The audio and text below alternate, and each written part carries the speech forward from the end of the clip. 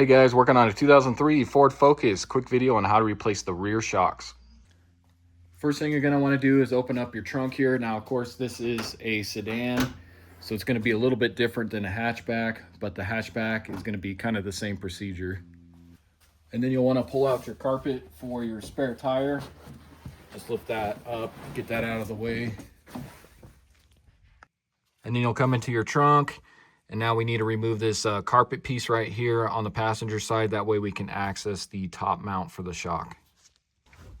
And I'm going to try to remove this without having to remove this piece here, because you can see how this is kind of tucked behind here. Normally you would have a clip right there. You can see where that hole is. So you can just use a trim tool, pop out that clip, but you can see this one's actually missing. Because all we need to do is pretty much just untuck this from behind here. And you want to be careful doing this because this stuff can be pretty brittle, so try not to break it or crease it pretty bad. If it gets to the point where it's going to break, you can remove. You got, looks like 1, 2, 3 Phillips screws here that have the clip style, and you just pop those out.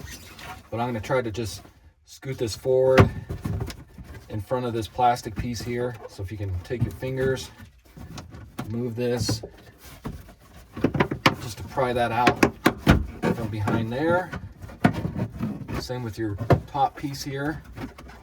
Just kind of tuck this back and pull out on this, and then you can bring this towards the back of the car here and get this up out of the way. And your shock mount's going to be located underneath this black sticky rubber piece. So what you want to do is just peel back this sticky foam. Like I said, it just has a sticky back on it to where you can gain access to your shock mount here. And then this should be a 15 millimeter. Yep, so you can use a socket wrench, socket, whatever you want to use. I'm going to use this ratcheting wrench. And then you're just going to break this free, but you can see that's turning on us. So we need to hold this stud. So let me grab a pair of vice grips to hold that. Okay, so I've got a pair of vice grips here. Let's see if we can get on this to hold that, keep it from spinning while we try to loosen this. So I'm just going to get on this portion of the stud here, just to kind of hold that, keep it from spinning. Get that locked on there. Let's try and break this free. And it looks like that's just chewing it up.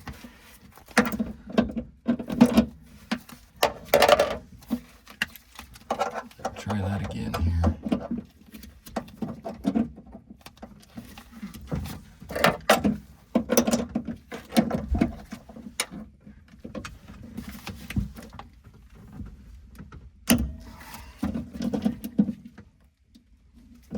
There we go.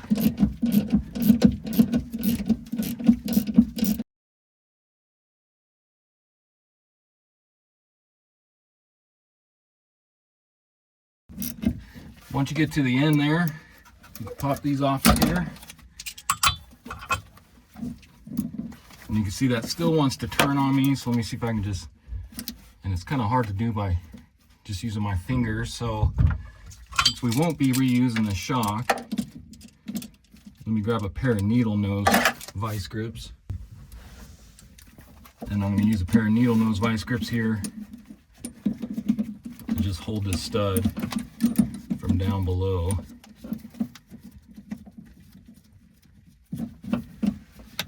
So normally this should come off easier than it is, but it looks like somebody's replaced these before.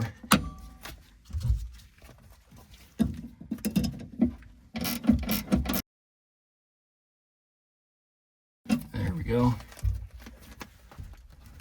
So then you can untwist that nut all the way, release your vice grips.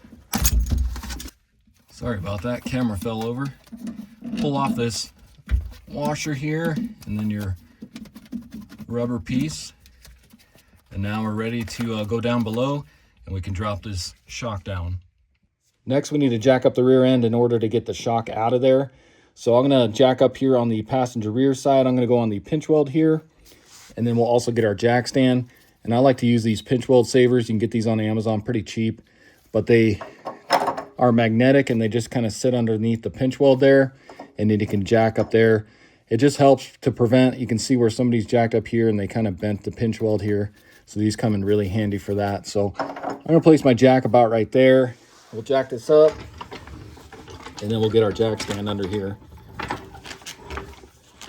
So get that lined up, start jacking that up.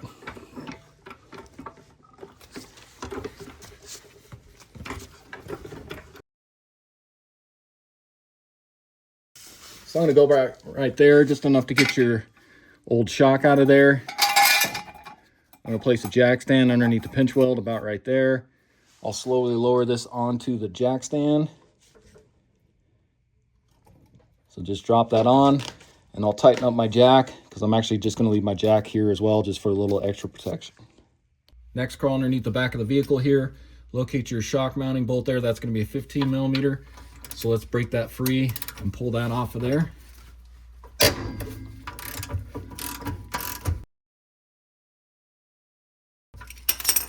Once you get that loose, you can usually twist this out by hand. Just be careful because that shock is going to want to possibly drop on you. And then you can lower this down. And you can see that's why we needed to jack the vehicle up, so we have enough room to get this out of here. Pop that out. And you also want to make sure that this rubber piece comes off with it. Sometimes those get stuck up into the body there. So make sure that comes out. Get your old shock out of here. Now let's take a look at our old shock and then our new one. So the old one here, you can see was leaking oil for a while. You can see where all the dirt kind of collected on here. So definitely needed to be replaced. I don't think these are the original. Looks like somebody's been in there and replaced them before. I just bought this car, so not really sure on the history of it. But I went with these Monroe. These are the OE Spectrum here. And there is the part number. It's going to be the same part number for both sides, passenger and driver side. And I got these off Amazon. They were only 25 bucks a piece. So I'll put a link in the description there so you guys can check those out if you want to. Comes with all new hardware. And then here is the new shock. Now what I like to do next is I like to kind of pump these up just to get the fluid flowing in them, because you don't know how long these have been sitting in storage. So what you can do is just compress it, slide off this strap here, put it right side up here. And now what I'm going to do is I'm going to compress this, and then I'll let it come back up on its own. And I'm going to do this probably about 3 to 5 times or so, just to get that fluid flowing in there all the way. So go ahead and do that.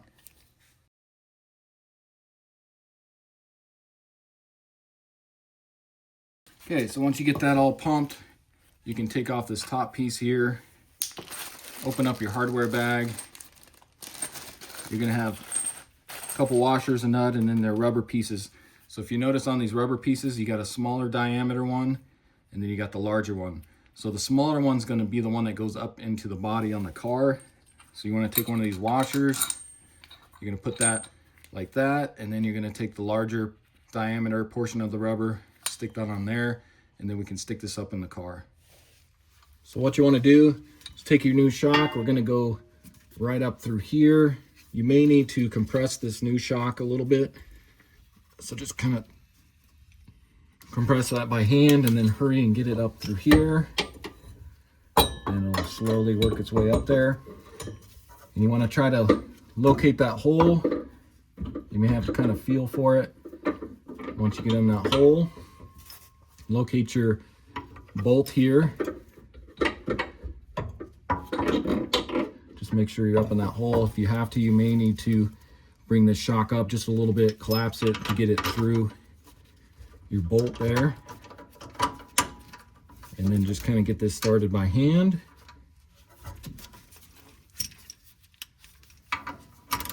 Take your socket wrench.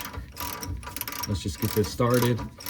And now I'm going to go up top there just to make sure I made it through that hole before I tighten this all the way. And it looks like we are good. We're through the hole up there. So I'm going to get this snug now. And then we'll do the final torque. Once you get that snug, grab your torque wrench, And we're going to torque this to 76 foot-pounds.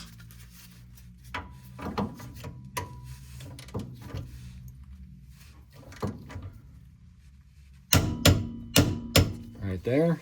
Next, I'm going to jack this up here. We'll get our jack stand out of here. And I'm going to slowly lower this. And as I do let this lower down, let's go to the back there. We'll make sure that that's going up into the hole there. You can see it's slowly lowering. So just come inside here, make sure that that's still up in here and is centered. So you can see we're good there. So I'll just kind of let this drop down all the way. And then once that's dropped down all the way, you can move this if you need to, just to make sure that's centered in there. Take your new rubber grommet here, again, the smaller diameter towards the body of the car. And then this is going to be flipped upside down. Take your nut, 15 millimeter, get that screwed on, and let's tighten this down. Now the torque for this is right around 13 foot-pounds, which is kind of hard to do because this stud will most likely start turning on you. So let's just get it nice and snug to where this rubber grommet's kind of smashed. We'll see if I have to hold that stud or not.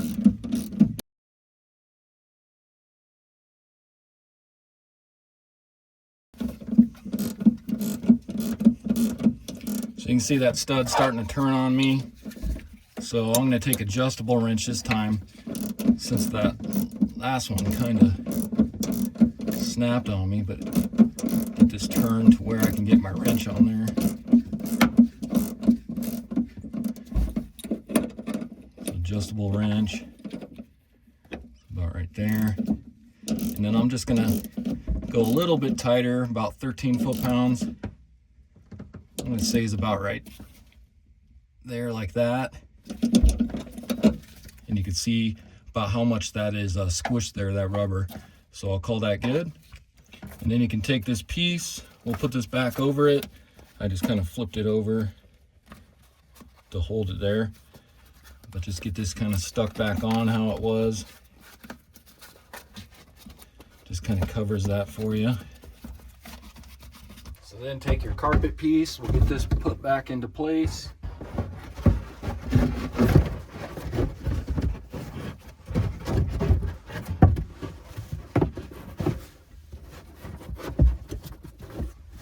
that slid in there, back behind this plastic here.